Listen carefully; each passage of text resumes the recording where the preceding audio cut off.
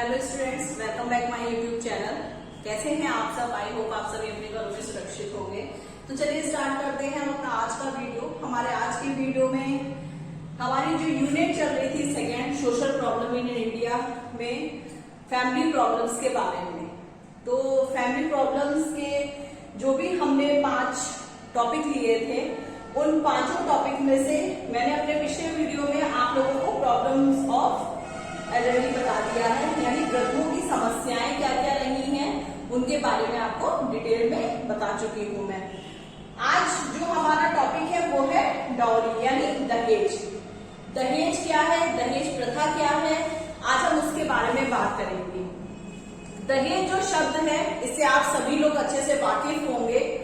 सामान्य रूप में दहेज हम उस धन या संपत्ति को कहते हैं जो विवाह के समय कन्या पक्ष द्वारा जो है वो वर पक्ष को दिया जाता है। यानी शादी के टाइम पे जो भी सामान है या नकद धनराशि है, सामान के रूप में आप मान लीजिए फ्रिज है, वॉशिंग मशीन है, टीवी है, कूलर है, एसी है, अलमारी है, बेड है, मोटरसाइकिल है, कार है, या फिर नकद, जितना भी नकद जो है वो कन्या पक्ष यानी लड़की वाले लड़के वालों को भेंट स्वरूप देते हैं। वो प्रथा जो है वो दहेज कहलाती है। दहेज प्रथा जो है वो समाज में प्रचलित बुरी प्रथाओं में से एक है। हमारे समाज में कई सारी ऐसी बुरी प्रथाएं जो हैं जिनके बारे में हम आगे चल के बात करेंगे, उनमें से एक सबसे ज्यादा घातक प्रथा जो है वो है दहेज प्रथा। ये भी कहा जाता है कि मानव सभ्यता जितनी पुरानी है और दुनिया भर के समाजों में व्याप्त है, दहेज प्रथा का इतिहास भी उतना ही पुराना रहा है। यानी आज के समय से नहीं, हमारे इतिहास में भी आप जाकर के देख सकते हैं कि दहेज की प्रथा जो है वो काफी टाइम से चली आ रही है। चाहे आज के समय में हो, चाहे जो हमारा आज का समय आधुनिक काल चल रहा हो, चाहे हम उसकी बात करें, चाहे हम वैदिक काल की बात करें, चाहे हम मध्य काल की बात करें, दहेज प्रथा जो है वो किसी न किसी रूप में चलती ही चली आ रही है। अब जो दहेज प्रथा है उसका इतिहास जो है वो बहुत ही ज्यादा पुराना रहा है। तो जो उत्तर वैदिक काल से प्रारंभ होकर अभी तक यानी आधुनिक काल तक जारी है। कहीं ना कहीं जो हमारे समाज की जो पुरानी कुप्रथाएं हैं उनका अंत किया जा चुका है, लेकिन दहेज प्रथा कहीं ना कहीं आज भी जो है वो कई जगहों पर लागू है। यानी कहीं ना कहीं हमें देखने को मिलता है कि जब भी कहीं शादी होती है या कोई उपलक्ष्य होता है तो उसमें वर पक्ष जो है वो भेंट स्वरूप वधु पक्ष से सामान के रूप में या फिर नकद के रूप में चीजें लेते रहते हैं। अब हम सबसे पहले बात करेंगे हम वैदिक काल में कि आखिर वैदिक काल में दहेज प्रथा जो थी वो कैसी थी। तो वैदिक काल में जो दहेज प्रथा थी वो नाम मात्र की ही थी, क्योंकि उस समय स्टार्टिंग चल रही थी। बेटी का पिता जो वर पक्ष को कुछ वस्तुएं भेंट स्वरूप देता था। उस समय ये नहीं था कि लोग आपसे डिमांड कर रहे हैं कि नहीं आप हमें ये भी दीजिए वो भी दीजिए। जो पिता था वो भेंट स्वरूप वर पक्ष को सारा सामान जो है वो देता था, जिसे वर पक्ष जो है वो नम्रता पूर्वक स्वीकार कर लेते थे। उनकी कुछ खास मांग नहीं होती थी, जो वधु पक्ष से मिलता था वो उसी में खुश रहते थे। वैदिक काल में जो दहेज प्रथा थी वो नाम मात्र की थी। वधु का पिता जो भी शादी के समय जो भी सामान होता था या जो भी चीजें थी वो भेंट स्वरूप वर पक्ष को देता था, और वर पक्ष वाले जो है वो उन्हीं चीजों को जो वो खुशी से पिता देता था अपनी बेटी को, उसी को नम्रता पूर्वक स्वीकार कर लेते थे। उनकी अपनी कोई डिमांड नहीं होती थी। अब हम सेकंड बात करते हैं मध्यकाल के बारे में। तो मध्यकाल में क्या था कि इसमें वस्तु को ही स्त्री धन समझा जाता था, वस्तु को ही स्त्री धन समझा जाने लगा था।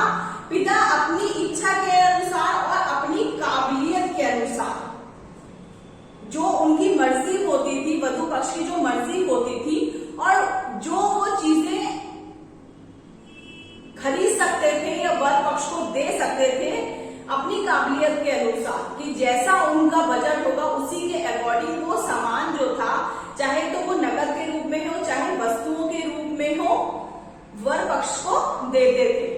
और इसी के साथ ही दहेज जैसे शब्द की उत्पत्ति हुई थी मध्यकाल में। अब हम आते हैं आधुनिक काल में, यानी प्रेजेंट में, इस समय क्या चल रहा है। तो इस आधुनिक काल में आज जो दहेज प्रथा है वो एक विकराल रूप धारण कर चुकी है। विकराल रूप ऐसे धारण कर चुकी है कि हर जगह, हर शादी में दहेज जो है, लड़की वाले लड़के वाले जो है आपस में एक दूसरे से पहले ही दहेज के बारे में बातचीत कर लेते हैं। पहले ही देख लिया जाता है कि किस हिसाब से इनका बजट है, ये कैसे हमें पैसे दे सकते हैं, कितना सामान दे सकते हैं, उसी के अकॉर्डिंग जो है आगे रिश्ते की बात चलाई जाती है। आज जब भी कहीं भी किसी भी शादी की बात होती है, विवाह की बात होती है, तो सबसे पहले दहेज के विषय में बात होती है। और ये एक सच्चाई है, ये सबके साथ होता है, आपके साथ भी हुआ होगा, हमारे साथ भी हुआ है। ये पहले होता है कि पहले डिमांड की बात कर ली जाती है कि हाँ भैया आप शादी में कितना खर्चा कर सकते हैं। तो धीरे धीरे करके ये प्रथा जो है वो हमारे समाज को खोखला करती जा रही है। कई जगहों पे ऐसा देखा गया है कि अगर वर पक्ष ने दहेज की डिमांड नहीं की है तो वधू के पिता ने अपनी काबिलियत के अनुसार उनको जो भी भेंट स्वरूप है वो चीजें दे दी हैं। बहुत से लोग अभी भी ऐसे हैं कि जो दहेज की डिमांड नहीं करते हैं, उनको वधू सिंपल ऐसे ही चाहिए होती है, उन्हें उनकी कोई डिमांड नहीं होती है। या फिर बहुत से ऐसे भी लोग होते हैं जो ये कह देते हैं कि आपको जो देना है आप अपनी बेटी को दीजिए, हमें कुछ नहीं चाहिए। तो दहेज प्रथा जो है वो पुराने टाइम से चली आ रही है, आज भी चल रही है, जिसके कारण घरों में कई बारी झगड़े होते हैं, लड़ाई झगड़े होते हैं और जिसका सारा जो परेशानियों का सामना होता है वो अक्सर लड़कियों को करना पड़ता है, क्योंकि उन्हीं को जाकर के वहां रहना है, उन्हीं के ऊपर अत्याचार किए जाते हैं। कई बार आपने देखा होगा कि दहेज को लेकर के कई सीरियल भी बनाए जाते हैं, पिक्चर्स भी बनाई गई हैं, उसमें लड़कियों से दहेज की डिमांड करी जा रही है। लेकिन लड़की के घर वाले इतने ज्यादा पावरफुल नहीं है, उनके पास इतने पैसे नहीं है कि वो किसी भी तरीके के साधन जो है वो देने में सक्षम हो या फिर नकद देने में सक्षम हो। तो वो लोग लड़कियों के ऊपर अत्याचार करते हैं, उन्हें मारते पीटते हैं, कई बार लड़कियों को जला भी दिया जाता है। लेकिन अब धीरे धीरे करके कहीं ना कहीं ये चीजें जो हैं वो खत्म हो रही हैं। तो दहेज की मेन डेफिनेशन है वो यही है कि दहेज उस धन या संपत्ति को कहते हैं जो विवाह के समय कन्या पक्ष के द्वारा वर पक्ष को भेंट स्वरूप दिया जाता है। अब हम बात करते हैं कि दहेज प्रथा का निराकरण कैसे किया जाए। तो दहेज प्रथा के निराकरण करने के लिए हमारे पास कई सारे पॉइंट है, जिसमें सबसे पहला है स्त्री शिक्षा। तो स्त्री शिक्षा में क्या होगा? स्त्री शिक्षा में होगा कि अगर लड़कियां पढ़ी लिखी होंगी तो वो आगे जाकर के अपने पैरों पे खड़ी होंगी, वो किसी के ऊपर डिपेंड नहीं होंगी, वो अपना खर्चा खुद उठा पाएंगी। सेकेंड है हमारा जीवन साथी के चुनाव की स्वतंत्रता। जीवन साथी के चुनाव की स्वतंत्रता जो है वो आज के समय में एक नॉर्मल सी चीज हो गई है। लोग अक्सर अब लव मैरिज ज्यादा करने लग गए हैं अरेंज मैरिज के बजाय।